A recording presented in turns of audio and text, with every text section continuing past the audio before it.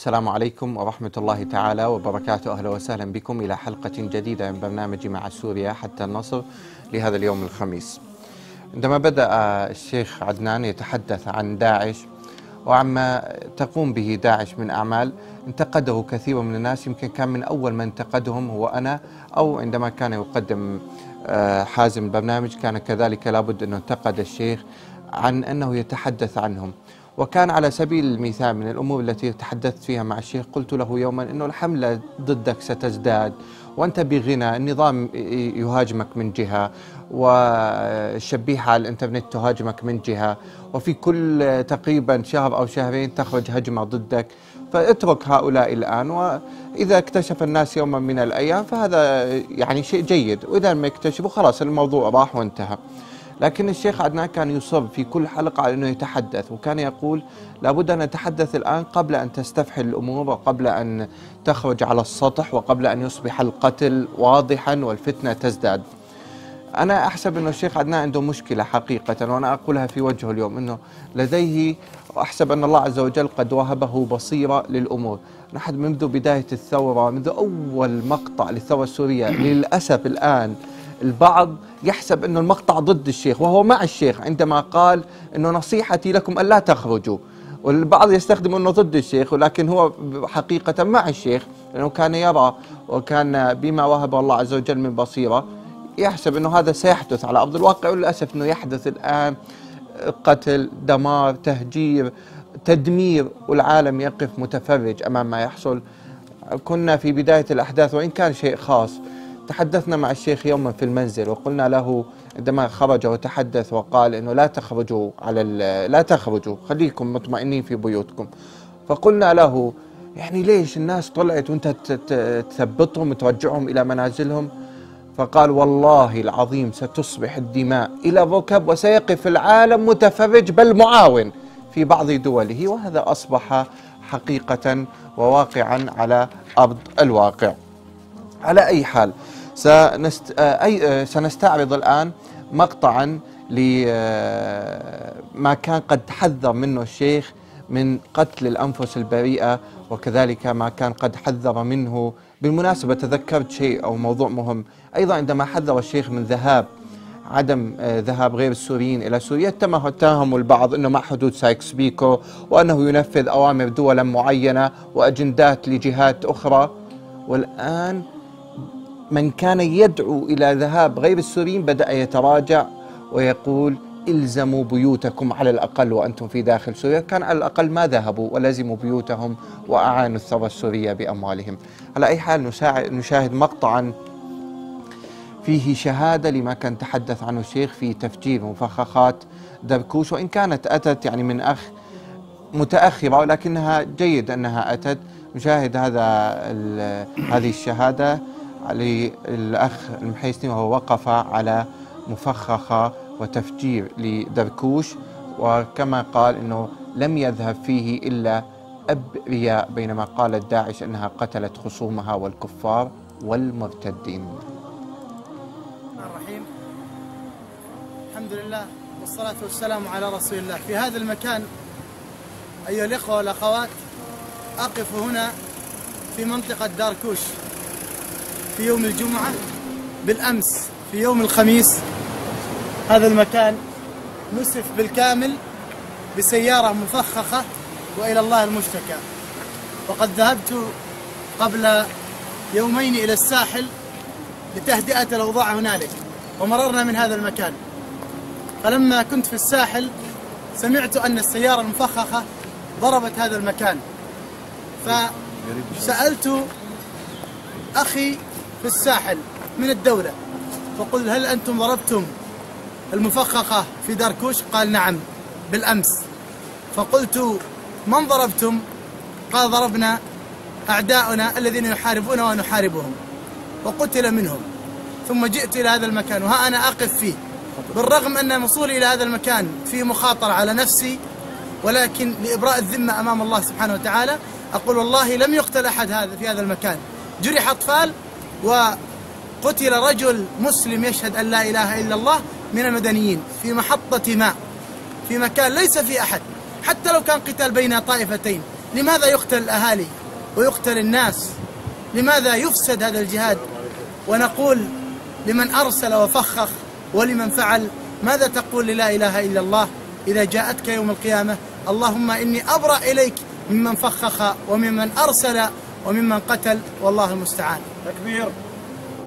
إذن شهادة يتحدث فيها عن أن من قتل مسلما مدنيا يوحد أن لا إله إلا الله ولم يقتل أعداؤهم طبعا كما قالوا. والمقصود هنا عندما قالوا للأخ المحيسي أنه يقتل أعدائنا، يقصدون طبعا فيها هي الجيش الحر والكتائب الإسلامية.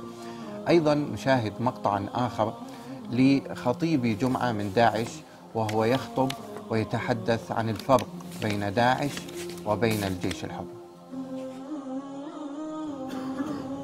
لا يكون الحكم حكما إسلاميا حتى نعبد الله به، فالقضية ليست في أصل الحكم وإنما في التعبد بالحكم.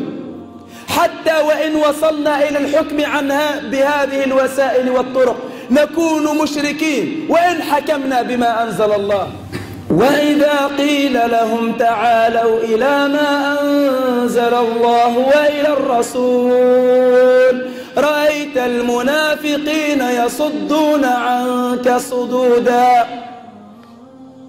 إرهاب هذا لا نقبله، هذا فكر متطرف، هذا تشدد وتنطع، هذا بغي وتسلط على رقاب المسلمين بغير حق. فلن نقبل التحاكم معكم إلى شرع الله الذي تريدونه، فشرعكم غير شرعنا. ولهذا تفاصلنا وتمايزنا، لأن ديننا غير دينهم وشرعنا غير شرعهم، وإن تشابهت الأسماء. قال فرعون: وما أهديكم إلا سبيل الرشاد، وقال مؤمن آل فرعون: اتبعوني أهدكم سبيل الرشاد. فهذا يدعو إلى سبيل الرشاد وهذا يدعو إلى سبيل الرشاد، فأي السبيلين هو سبيل الرشاد حقا؟ وإن شاء الله إن شاء الله سوف نثأر لهم وسوف ننتقم منهم وسوف نأخذ مضاجعهم إن شاء الله سبحانه وتعالى بالمتفجرات وبالمفخخات. فأبشروا يا مرتدين، فإما أن تدخلوا وترجعوا عن غيكم وعن ردتكم، وإما بإذن الله لا مكان لكم يحوطكم من سيوفنا إن شاء الله سبحانه وتعالى. قد يستغرب السامع وهم يذكرون الله عز وجل ويتلون آياته ويحتجون بها ويدعون إلى الإسلام ويدعون إلى إقامة الدولة والخلافة. قد يتأثر السامع من هذا، لا شك.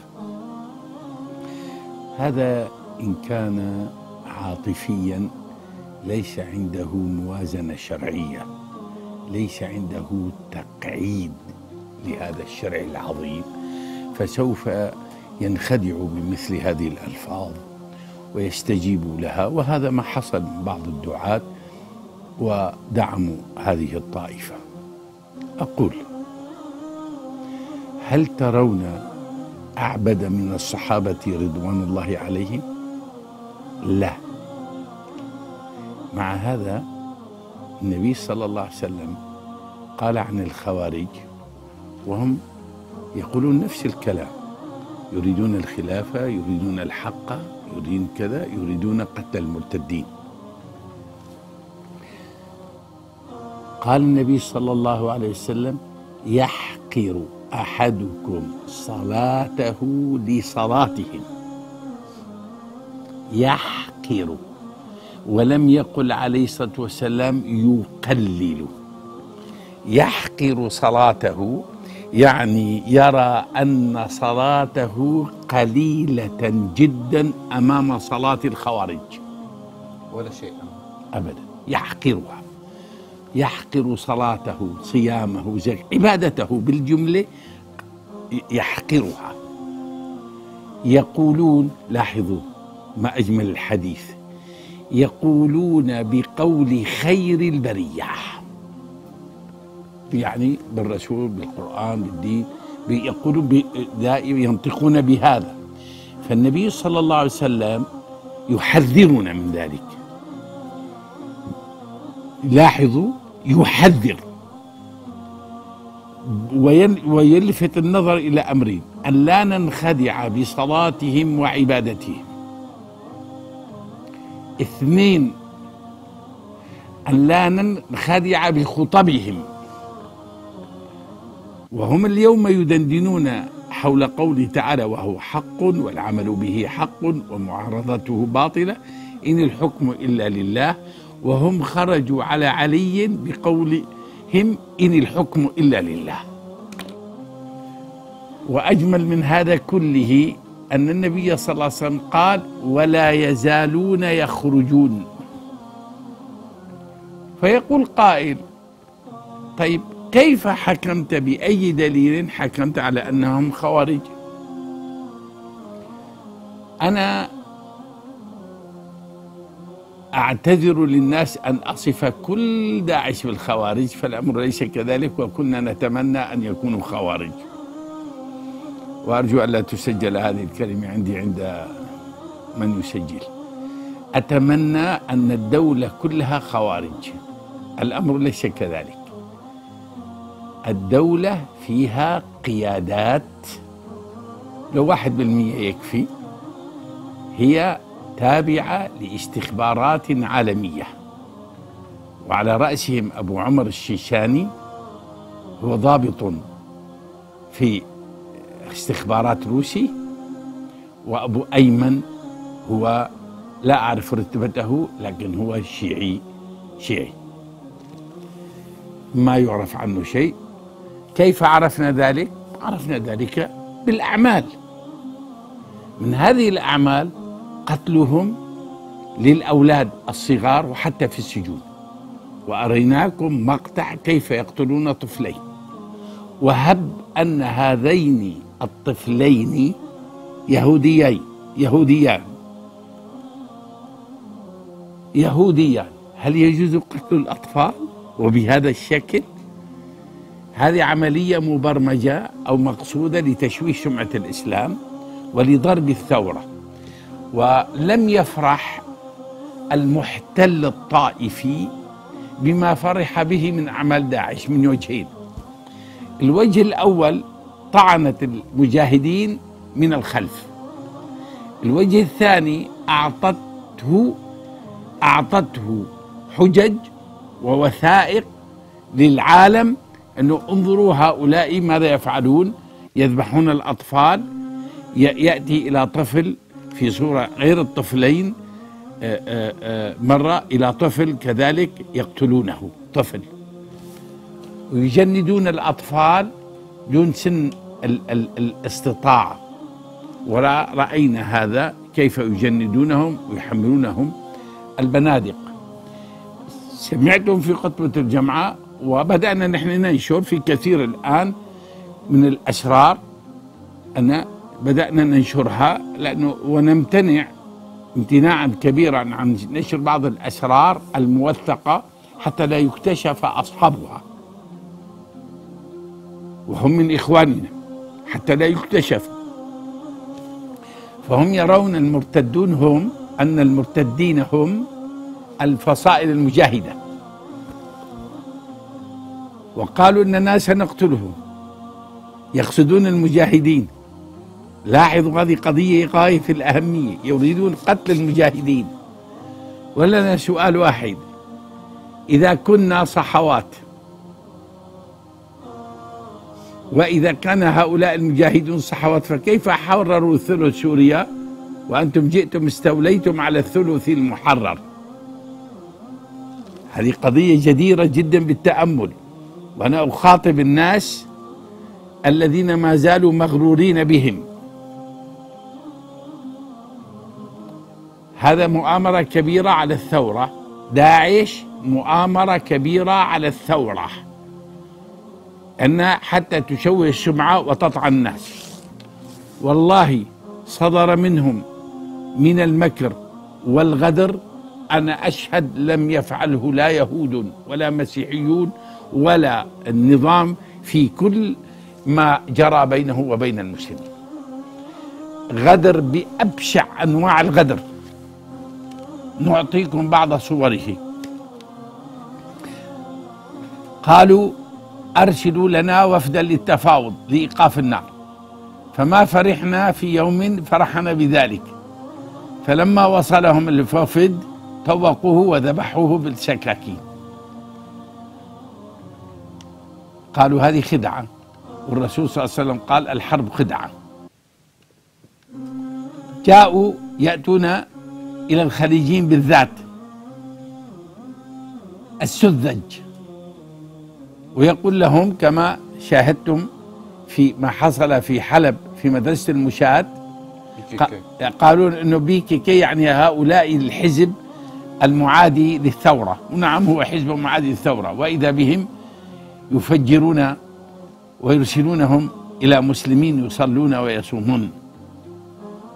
وقس على هذا من الخداع لا يمكن تتصور.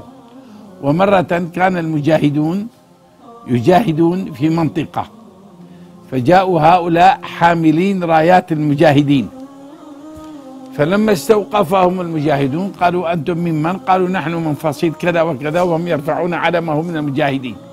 ففرح المجاهدون، والمجاهدون قد أضاروا ظهرهم لإخوانهم في البلاد وتوجهوا نحو العدو يقاتلونه. فجاءوا هؤلاء من خلافهم قالوا نحن مدد لكم من كتيبة معروفة طيبة.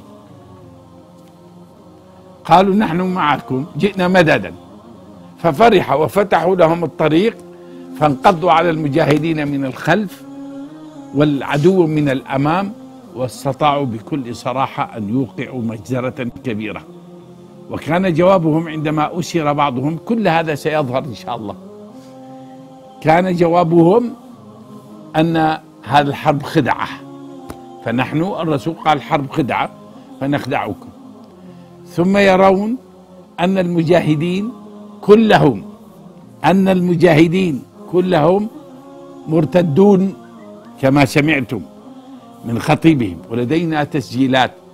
فهم بأول مرة في حياتهم يقفون على منابر.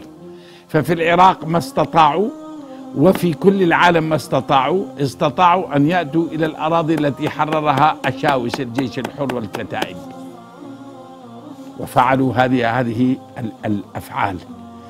أما ما ذكره المذيع، كنت مترددا بين أن أعلن حقيقة تأييني وثائق من أنها تابعة، أن هناك تواصل مع المالكي واعتراف أحد قادتهم بذلك، ولكن لا نستطيع أن نفشي شيء الآن لأنه سيعرف القائد من الذي سجل عليه،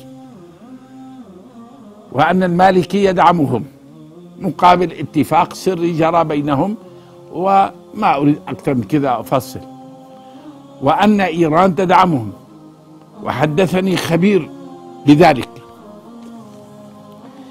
فهم ليسوا خوارج كلهم، بل نسبة كبيرة ممن يقودهم. فهؤلاء الحمقى من الخوارج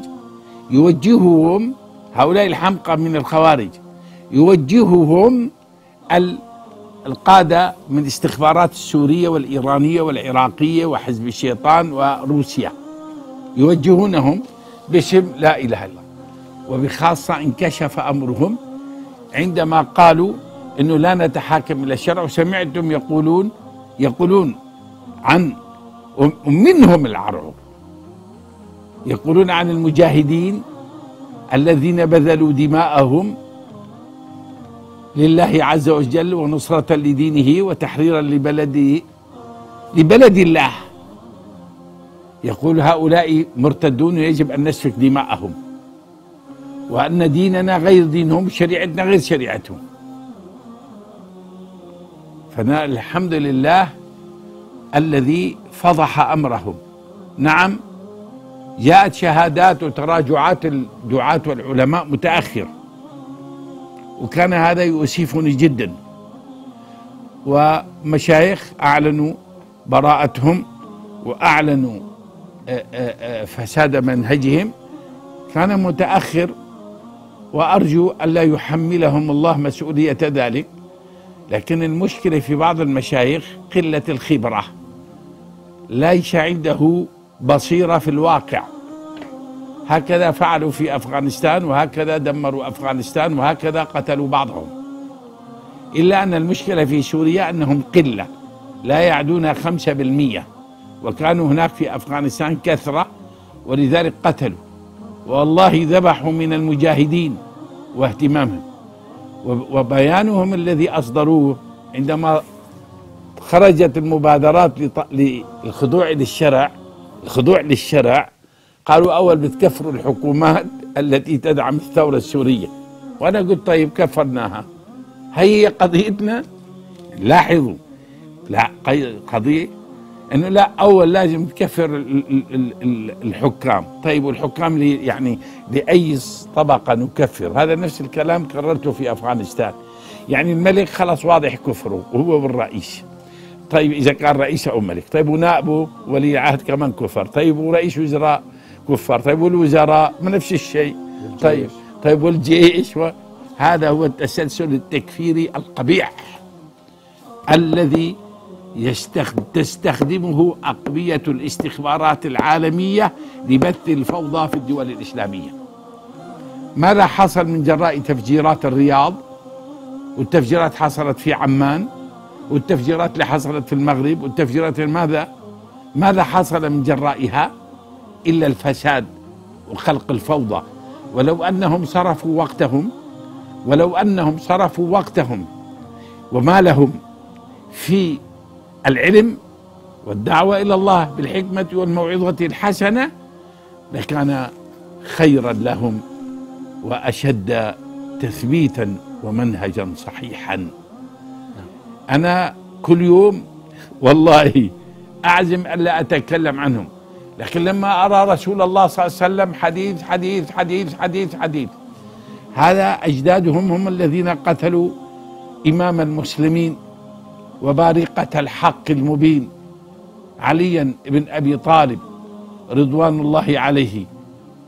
وهذا الإمام ما حاجة لمدحه، فهو أعلى وأجل من أن يمدح من قبل أمثالي. هؤلاء الخوارج هم الذين قتلوا أمير المؤمنين رضوان الله عليهم، متقربين إلى الله بهذا القتل. هم كانوا قتلوا لماذا؟ نفس التصور، نفس الصور اليوم.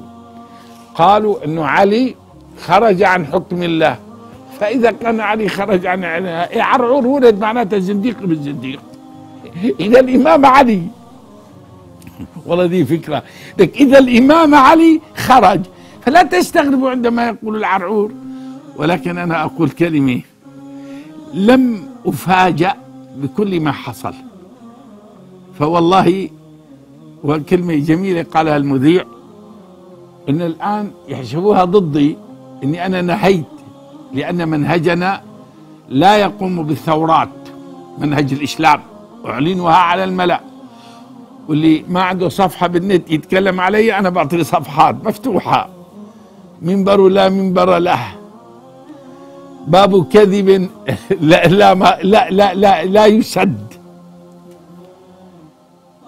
منهج الإسلام أقول هذا دينا لا يقوم بالثورات،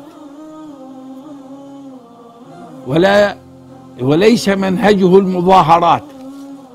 ولعلكم تقولون ما هذا التناقض أيها الشيخ الذي تدعو إلى المظاهرات؟ أبدا، لا أؤمن بها ولا أدعو إليها، بل لا أراها وسيلة شرعية للتغيير، وإنما التغيير يبدأ بتغيير القلوب وببيان العقيدة والصراط المستقيم والدعوة إلى الله بالعلم والحكمة والدليل. هكذا دعوتنا وهكذا ديننا. ولأجل هذا قلت لا تخرجوا، وقلت في مجال السرية إذا كانت الدماء قبل 30 سنة وصلت إلى الكعبين في حماة فسوف تصل إلى الركب، وإذا كانت خاصة حماة وبعض المناطق في حلب وفي جسر الشغور فإنها ستعم سوريا كلها. لا تخرجوا. وبعض الشيوخ وأهل الحل والعقد الذين هم 19 واحد وأنا 20، أنا مخالف 19، قلت لا يخرجوا، وخرجت على الإعلام أقول لا تخرجوا لا تخرجوا لا تخرجوا، ولكن لم أتغير أبدا. هذا هو منهجي. عندنا عش فيه يعرفوه بالشام دبابير، زنبور كبير يخرج يرقص يمكن 2 3 تقتل الإنسان، مثل النحلة بس كبير وأحمر ولدغته تقارب لدغة العقرب. فأقول وقلت هذا في 1402 اللي بيسموها 82 بالشمسي، قلت أنتم فعلتم كما يفعل الإنسان، جاءوا إلى عش أو إلى أسد رابض ثم أخذوه بإبرة ثم ابتعدوا عنه فثار وبطش ونكشوا، أثاروا باللغة العربية نجشوا، نجش وعد نكش عربية ولا لا، لكنها عامية سورية. نجشوا العش فصار قام الدبابير لتقرص الناس وتقتلهم بدون استعداد. ونؤمن أن الجهاد لا يكون إلا بسلطان وبإذن ولي الأمر، هذا دين ندينه، وأشرطتي قبل 30 سنة تسطر هذا، ولم أخرج عن هذا المنهج ساعة من ليل ولا نهار. ولكن إذا خرج هذا العش ورأيت أطفالك قد أخطأوا، وإذا رأيت أن هذا الأسد قد ثار، هذا الحيوان قد ثار على أولادك الذين أخطأوا بالتحرش به، فهل تتركهم؟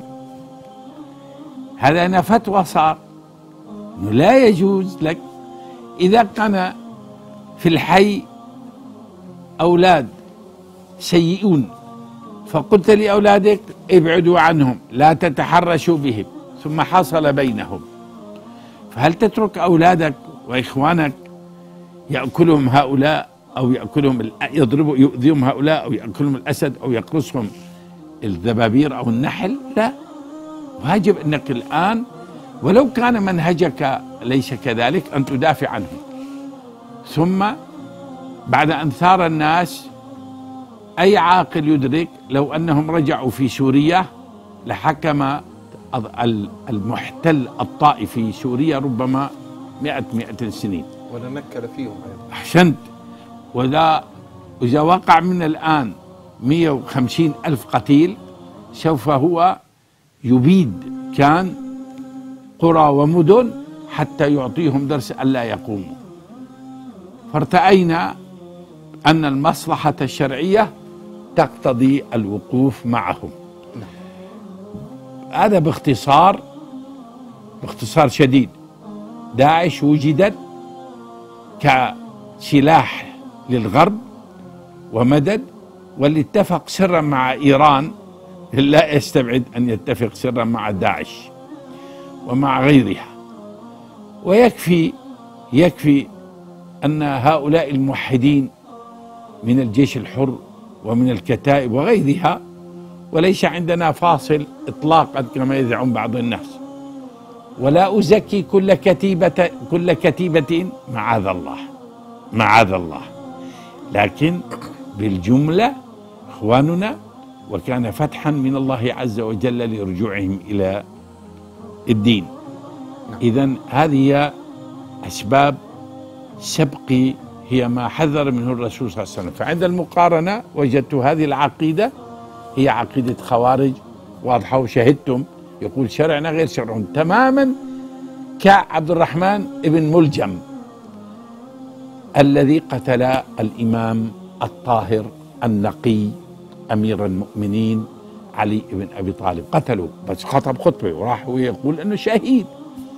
فانظروا جاءوا إلى البلاد، ولا أقول بلادنا، لا والله وما قلتها قط، هي بلادنا المسلمين كلها بلادنا، جاءوا إلى هذه البلاد.